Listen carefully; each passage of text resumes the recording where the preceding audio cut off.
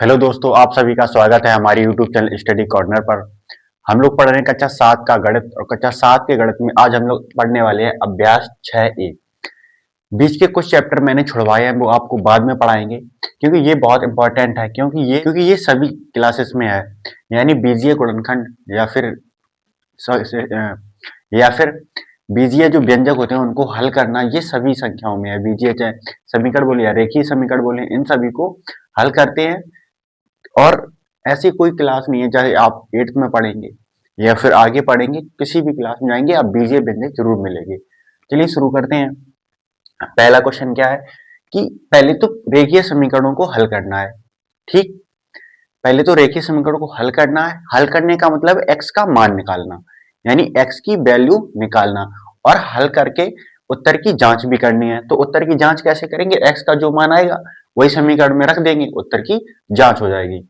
चलिए देखते हैं कैसे करते हैं। सबसे पहले तुम्हें एक चीज समझनी है कि चर और अचर क्या होते हैं। चर एक शब्द होता है और अचर, देखो अचर में वो सारे नंबर्स आते हैं जो हम लोग 1 2 3 में पढ़ते हैं, जैसे 1 2 3, यानी कि इनकी जो वैल्यू होती है वो फिक्स रहती है, क्योंकि दो हमेशा दो ही रहेगा। इनकी जो वैल्यू होती है वो फिक्स होती है, यानी जितनी भी संख्याएं हैं, जितने भी नंबर्स हैं, जितने भी डिजिट हैं, वो सभी क्या है? अचर है। ठीक, और चर क्या होते हैं? चर क्या होते हैं? जिनकी जो वैल्यू है वो फिक्स ना हो, जैसे x y z, ये सभी क्या है? चाहे तो आप a भी मान सकते हैं, ये सभी क्या है? चर। यानी इनका जो वैल्यू है जो हमेशा बदलता रहता है। हमने क्या समझा कि अचर वैल्यू मीन्स फिक्स वैल्यू, उनकी वैल्यू हमेशा फिक्स रहेगी, जैसे 1 2 3। या फिर आपने एक नंबर सुना होगा पाई, क्योंकि पाई की वैल्यू हमेशा कितनी रहती है? 3/1/4 या फिर 22/7, यानी कि चाहे आप 22/7 मान लो, चाहे 3/1/4। ये जो पाई की वैल्यू है ये हमेशा फिक्स रहेगी। लेकिन जो एक्स वाई जेड है या फिर ए बी सी, आप कुछ भी मान लीजिए, ये इनकी जो वैल्यू है हो सकता है कि प्रत्येक समीकरण में अलग अलग हो। यानी जब वैल्यू अलग अलग होगी तो इनकी वैल्यू यानी कि बदलती रहती है। इनको बोलते हैं चर या फिर वेरिएबल। इनको न्यूमेरिकल वैल्यू या फिर न्यूमेरिक वैल्यू कुछ भी बोल सकते हैं। इनको क्या बोलते हैं? वेरिएबल इंग्लिश में। चलिए सबसे पहले आप सॉल्व करना सीखते हैं, कैसे सॉल्व करते हैं। देखो, जब भी आप सॉल्व करें, एक बात याद रखनी है कि हमेशा कोशिश करिए जो चर वैल्यू है, यानी जो एक्स वाई जेड या कुछ भी है, यानी जो चर वैल्यूज होती हैं, जो चर होते हैं, उनको एक साइड रखने की कोशिश करिए, और जो नंबर होते हैं यानी जो न्यूमेरिक वैल्यू होती हैं, जो अचर संख्या होती हैं, उनको एक साइड रखने की कोशिश करिए। देखो क्या करेंगे, सबसे पहले 3x है तो 3x को इसी साइड रखेंगे, यानी 3x। अब ये जो माइनस का 5 है वो उधर जाएगा, तो किसका हो जाएगा? 4। ये माइनस के 5 उधर जाएंगे, प्लस के 5। और 3x बराबर 4 और 5 कितने हो जाएंगे? 9। अब देखो x बराबर निकालेंगे तो ये 3 कहाँ पहुंच जाएंगे? 9 के नीचे, यानी ये यहाँ गुणा में, यहाँ भाग में हो जाएगा। अब 3 से काटेंगे, 3 त्रिका 9, यानी x बराबर कितना आया? 3। ये तो हो गया समीकरण का हल। ये क्या हुआ? समीकरण का हल। लेकिन अब हम लोग क्या करेंगे? उत्तर की जांच करेंगे। यहां लिखिए उत्तर की जांच। उत्तर की जांच करना, उत्तर की जांच करेंगे। कैसे करेंगे? इस 3 को समीकरण में रखेंगे, यानी 3 गुणा x के साथ, जब x जुड़ता है तो हमेशा गुणा में होता है। ठीक, अब 3 को x के बदले लिखेंगे, -5 बराबर 4। 3 त्रिका 9, -5 बराबर 4। और 9 में से जब 5 जाएंगे तो कितने बचेंगे? 4, यानी 4 बराबर 4। यानी जो हमारी LHS है, यानी लेफ्ट हैंड साइड, RHS यानी right hand side, left hand side और RHS यानी राइट हैंड साइड, दोनों इक्वल आ गई, यानी हमारा उत्तर सही है। आप चाहे तो इसको बायां पक्ष और इसको दायां पक्ष भी लिख सकते हैं। यानी जो हमने आंसर निकाला है, x का जो मान निकाला है, जो समीकरण को हल किया है, वो एकदम सही है। चलिए दूसरा क्वेश्चन देखते हैं। पहले का दूसरा ही है। क्या है? 5y+2 बराबर 3y+8। कैसे सॉल्व करेंगे? मैंने आपको ये बताया है कि जो चर वैल्यू होती है उनको एक साइड रखिए, चाहे x हो, y हो, z हो, abc कुछ भी हो, लेकिन उनको क्या करेंगे, एक साइड रखेंगे, यानी 5y। अब ये 3y है उसको इधर लाएंगे, -3y प्लस के 2 बराबर 8। अब देखो क्या करेंगे, 5y -3y, ये जो 2 है न्यूमेरिक वैल्यू को एक साइड फेंक देंगे, यानी 8 - 2। ये संख्या और एक चीज याद रखनी है कि इस इक्वल के उस साइड जाएगी तो साइन बदल जाता है, यानी अगर इधर प्लस की उधर जाएगी माइनस की, और उधर इधर अगर माइनस की उधर जाएगी प्लस की। लेकिन उधर से कोई संख्या आती है तो उसका भी साइन बदलता है, इधर से उधर जाएगी तो भी साइन बदलेगा, उधर से इधर आएगा तो भी साइन बदलेगा, याद रखोगे। अब 5y में से 3y जाएंगे तो 2y बचेंगे, 2y बराबर 8 में से 2 जाएंगे बचेंगे 6। अब y बराबर निकालेंगे तो अभी मैंने आपको बताया था क्या करेंगे, ये 2 कहाँ जाएगा, नीचे, 2 से करेंगे 2 तिया 6, y बराबर 3। कितना आया, y बराबर 3। अब चाहो तो उत्तर की जांच कर लो, यहां लिखेंगे उत्तर की जांच, यानी जहां जहां तुम्हें y दिखे वहां y की वैल्यू लिख दो। जैसे 5y तो 5 गुणा कितने लिखेंगे, 3, क्योंकि y का मान कितना है, 3, प्लस 2 बराबर 3y लिखा है, यानी बराबर 3 गुणा 3 प्लस 8।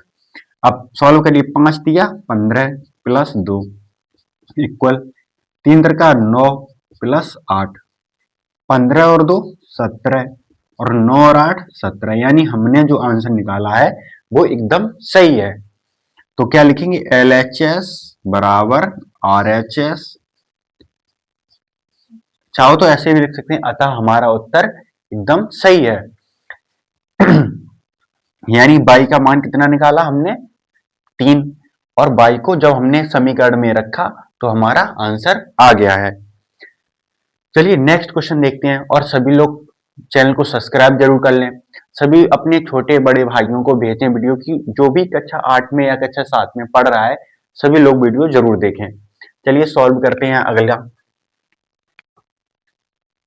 चलिए देखते हैं पहला का तीसरा क्या है, 3x प्लस 12 प्लस 24, यानी 3x प्लस 12 इक्वल टू 24, यानी हमें सॉल्व करना है, यानी x का मान निकालना है और उसके बाद उत्तर की जांच करनी है। तो सबसे पहले क्या करेंगे, मैंने आपको बताया कि 3x को इसी साइड लिखेंगे और ये 12 कहाँ ले जाएंगे, उस साइड, यानी 24 माइनस 12।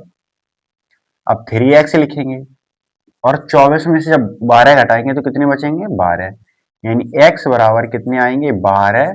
ये 3 कहाँ जाएंगे, इधर नीचे, इसके 3 से काटेंगे, 3 चौको 12, तो x बराबर कितने आएंगे, 4। x बराबर कितने आएंगे, 4, यानी जो हमने समीकरण सॉल्व किया है तो उससे x का मान कितना निकला है, x का मान निकला है 4। अब उत्तर की जांच करेंगे, यहां लिखेंगे उत्तर की जांच, उत्तर की जांच।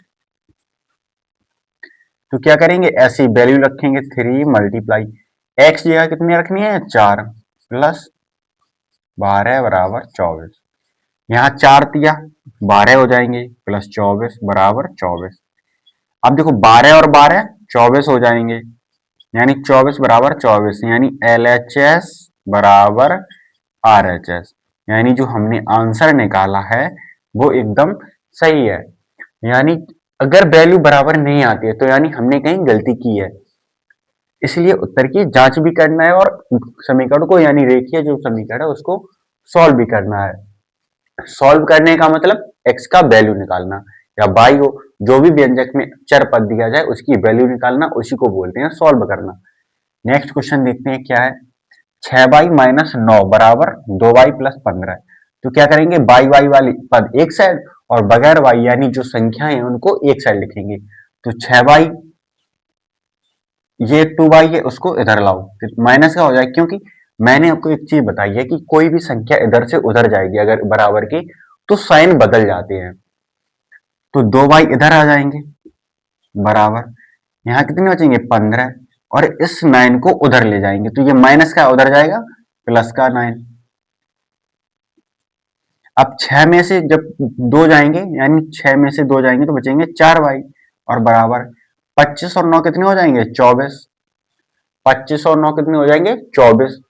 तो y बराबर निकालेंगे तो 24 बटे 4 कितना हो जाएगा, 24 बटे 4, 4 से काटेंगे 4 6 24, यानी y बराबर कितना आएगा आपका आंसर 6। यानी हमने समीकरण जब सॉल्व किया तो हमारा आंसर कितना आया 6। चलिए उत्तर की जांच करते हैं। उत्तर की जांच यहां लिखेंगे, उत्तर की जांच। अब क्या करेंगे, जहां जहां बाई दिखेगा वहां क्या रख देना है 6। 6 यहां देखो 6 बाई है, यानी 6 माइनस 9 बराबर, यहाँ बाई है तो 2 मल्टीप्लाई 6 प्लस 15। अब देखो 6 में 6 का मल्टीप्लाई करेंगे तो कितना आएगा 36 माइनस 9 बराबर 6 दूनी 12 प्लस 15। अब देखो 36 में से 9 घटाएंगे तो कितने बचेंगे 27। कितने बचेंगे 27। और जब इन दोनों संख्याओं को जोड़ेंगे 15 और 12 को, तो 5 2 7 और एक 2, यानी यहाँ भी 27 यहाँ भी 27, यानी जो हमने निकाला है LHS बराबर RHS है, यानी लेफ्ट हैंड साइड और राइट हैंड साइड दोनों बराबर हैं।